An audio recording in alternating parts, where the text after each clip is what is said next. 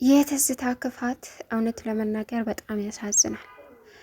ትዝታ ሰተት ብላ እነ ግርምሽ የሚኖርበት ቤት ሄደች። በጣም ያሳዝናል። ከዛም በቀጠለ ደግሞ የጽናትን እናት እሷ እንደገደለቻት ነገረችው። ከዛም ሲቀጥል ደግሞ ብሩኬ የሱ ልጅ እንዳልሆነ ነገረችው። ያሳዝናል። ከዛ ከቤት መውጣት ፈለገ ግርምሽ እሷ አለችበት መኖር ስላልፈለገ፣ ነገር ግን እሷ እንዲወጡ ስላልፈለገች ሌላ አቀዳቅደው ያጠቁኛል በማለት ግርምሽ ፓራላይዝ እንዲሆን ብዙ ነገር የነገረችው ታቅሙ በላይ የሆነ በተለይ በብሩክ የመጣች ግርምሽ መድኃኒቱን ስጭኝ እያለ እየተማጸናት እያለ ከዛም ስለ ጽናት እናት ሞት ነገረችው። ቀጠለች። ብሩኬ የእሱ ልጅ እንዳልሆነ ነገረችው። ማመን አቃተው። ፌንት በልቶ ወደቀ። ፓራላይዝ ሆነ። መናገር አይችልም፣ መነሳት አይችልም። ሰላም ውድና የተከበራችሁ የቻናል ቤተሰቦች እንዴት ናችሁ? ልጅ ሰላማችሁ ይብዛልኝ። ለዚህ ቻናል አዲስ የሆናችሁ ሰብስክራይብ ያደረጋችሁ ቪዲዮውን እስከ መጨረሻው ተከታተሉ። በእንጀራ እናቷ የምትሰቃየው ጽናት ቀጣይ ፓርት ዘመተናል ማለት ነው። እውነት ለመናገር በጣም የሰው ልጅ ክፋት በትዝታ እንግዲህ ሁሉንም ነገር አይተናል ማለት ነው። ትዝታ በጣም ክፉ ሴት እንደሆነችም እናም ደግሞ የእንጀራ እናት በዚህ ልክ መግፋቱ በጣም በሚያሳዝን ሁኔታ ነው። ዛሬ እንግዲህ ሰተት ብላ እቤት ገባች። ለልጇ አታስብም እንደ ሲሉም እሷ እኔ አስብለታለሁ አስብለት እኮ ነው ሁሉን ነገር ትቼ የመጣሁት አለች። እናም ግራ ተጋቡ። ከዛም ጽናትና አባቷ ከዛ ቤት ወጥተው መሄድ እንዳለባቸው ወሰኑ። እዛ ቤት ከኖሩ እንደምታጠፋቸውም ግርምሽ ያውቃል። እናም ብሩኬ ደግሞ እናትና አባቱ አብረው ካልኖሩ እሱ እንደማይፈልጋቸውና እንደሚጠላቸው ነገራቸው። ከዛም ጽናትና አባትየው ወደ ውጭ ወይም ቤት ተከራይተው መኖር እንዳለባቸው ሲነግሩት እሱ እኔን ስለማትወዱኝ ነው አለ። ከዛም ሊረዳቸውም አልቻሉም። እናም ብሩኬ እኛ ስራ ቦታ ነው አባቴ ስራ ቦታ ስለሚሄድ ስራ ተደውሎለት ስለሆነ ቀጥታ መሄድ አለበት፣ ስለዚህ እኔም አብሬው መሄድ አለብኝ ብላ ጽናት ለመነችው። ከዛም በፍጹም እንደዛ አይደለም እናቴ ስለመጣች እናቴን ስለማትፈልጉ ነው ወታችሁ የምትሄዱት አለ። የዚህን ጊዜ ጽናት ግራ ተጋባት። አባዬ ብሩኬ እኮ እንደዚህ ያለ ስትለውም ምንም አማራጭ የለንም፣ እዚህ ከቆየን ከሁለት አንዳችንን ያጣናል፣ ስለዚህ እኔና አንቺ መውጣት ነው ያለብን አለ። ከዛም እሺ ደላላውን አናግሬ እደውልልሻለሁ አላት። ደላላውን አናግሮ እንትን ሲለው ለጊዜው ሚከራይ ቤት እንዳለለ ነገረው። ከዛም ለጽናት ደውሎ እሺ ጽናቴ አዘጋጂ፣ ለማንኛውም ደላላው እዚህ ቤት የሚከራይ እንደሌለ ነግሮኛል፣ ግን ደግሞ ሆቴልም ቢሆን እናድራለን አላት።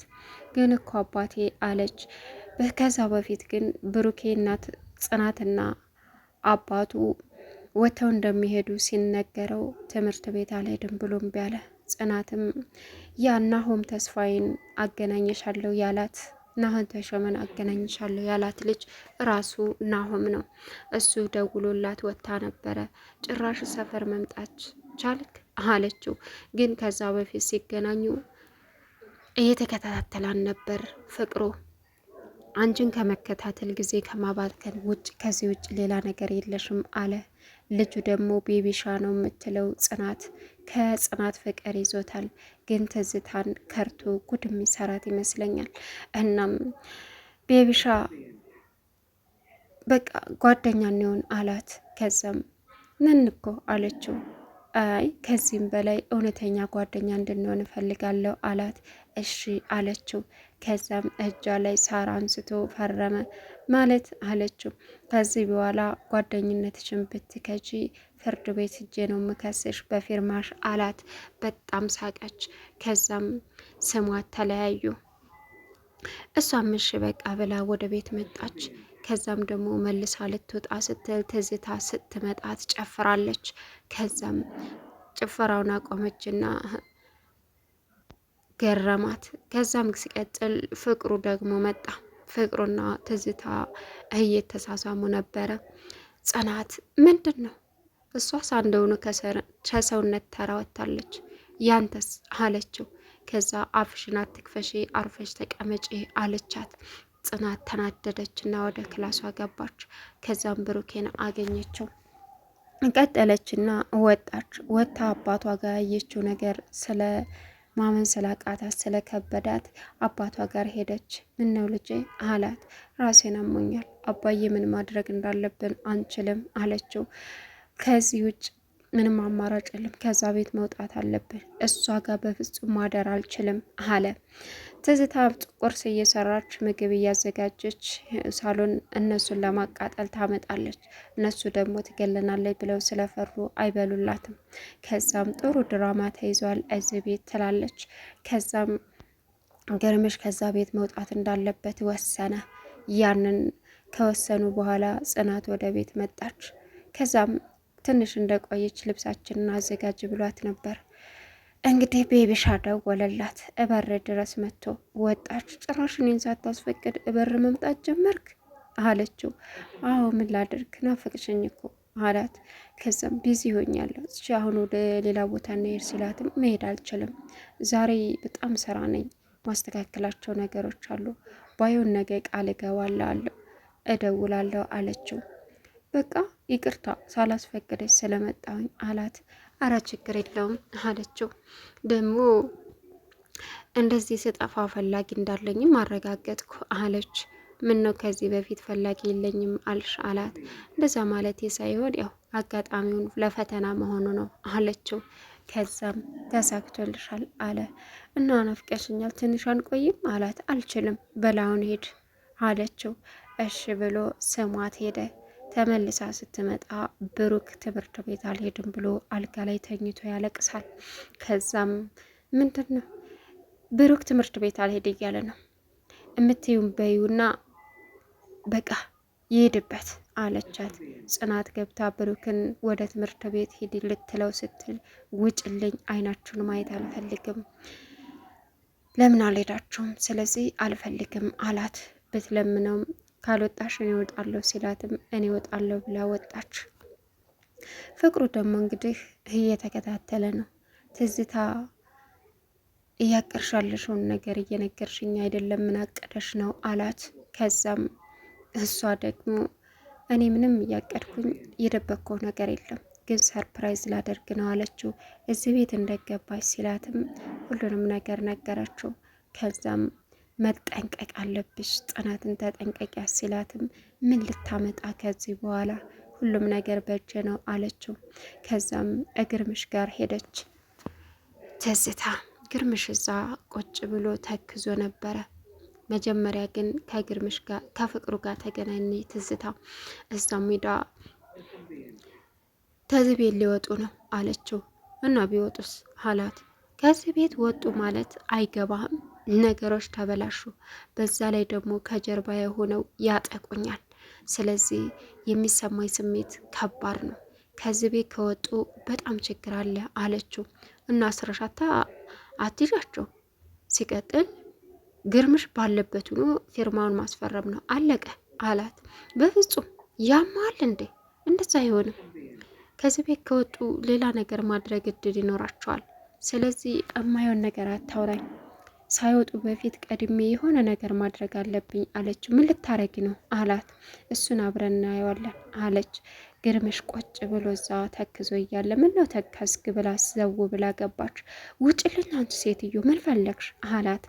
አልወጣም ገና እዚህ ቤት እኔ እቤትህም ድርጅትህም እኔ ነው የምመራው ብላ እሱ ብድግ ሲል ወንበሩ ላይ ሄዳ ተቀመጠች። አትፈታተኝ አንቺ ሴትዮ ውጭልኝ ሲላት የጽናትን እናት እራሷን እንደገደለቻት ከሱ ጋር እና ከጽናት ጋር ጊዜያቸውን ሲያሳልፉ ልጃቸውን ይዛቸው ስትዝናኑ የሚሰማኝ ስሜት ከባድ ነበር። እሷ በመልካም ነገር ስታደርግልኝ እኔ በመጥፎ ይሰማኝ ነበረ። ከዛም ወይኗን ይዛ ደረጃ ላይ ቁጭ ብላ እኔ ቀስ ብዬ ገብቼ አሽከርክሬ እንደዚህ እንደ መድኃኒት ጣልኳት አለችው። ምን አለ ደገመችለት። ከዛም ደግሞ እያንዳንዱ ነገር ነገረችው። አጋጣሚው ደስ ይላል። እኔ ፓራላይዝ እንድትሆን አልነበረም እየነገርኩ ያለሁት ከዛ ከቤት መውጣትን እቅድህ እንድትሰርዝ ነበር። አጋጣሚው ደግሞ ፓራላይዝ ሆንክ። ፓራላይዝ ሆኖ ወደቀ ይባላል። ሚስትህን ቀስ ብዬ ገብቼ እንዳሰናበትኳት አንተም በቃ ማንም አያኝም አለችው። ቀጠለችና ደግሞ አንድ ነገር ልንገርህ ብሩኬ፣ ያንተ ልጅ አይደለም። እያንዳንዱ ነገር ያንተ ልጅም አይደለም። እናንተ ልጃችሁን ይዛችሁ ጥሩ ጊዜና በገንዘብ ዘና ስትሉ ሳይ እኔ ውስጥ ይቃጠል ነበር። ስለዚህ ማድረግ ያለብኝን ነገር አድርጋለሁ አለችው። ግርምሽ ግራ ገባው። በቃ እዛ ወደቀበት ቀረ። አሁን ግርምሽ ፓላራይዝ ሆኗል። ነገሮችን ማስታወስ አይችልም። ለመነሳት ቢሞክርም ግን አልቻለም። አሁን ጽናት ጨለማ ወረሳት። ምን ልትሆን ነው? ያሳዝናል። እውነት የትዝታ ክፋት በህይወቴ አይቻላቅም። እንደዚህ አይነት የእናትያ ፈጣሪ የጠብቃችሁ። ሀሳብ አስተያየታችሁን ኮሜንት ላይ ማስቀመጥ ትችላላችሁ። ለቻናሉ አዲስ የሆናችሁ ሰብስክራይብ እያደረጋችሁ ቪዲዮውን እስከ መጨረሻው ተከታተሉ። እውነት በጣም የሚያሳዝን ታሪክ ነው ማለት ነው። ከቪዲዮ ጋር መልካም ቆይታ ይሆንላችሁ።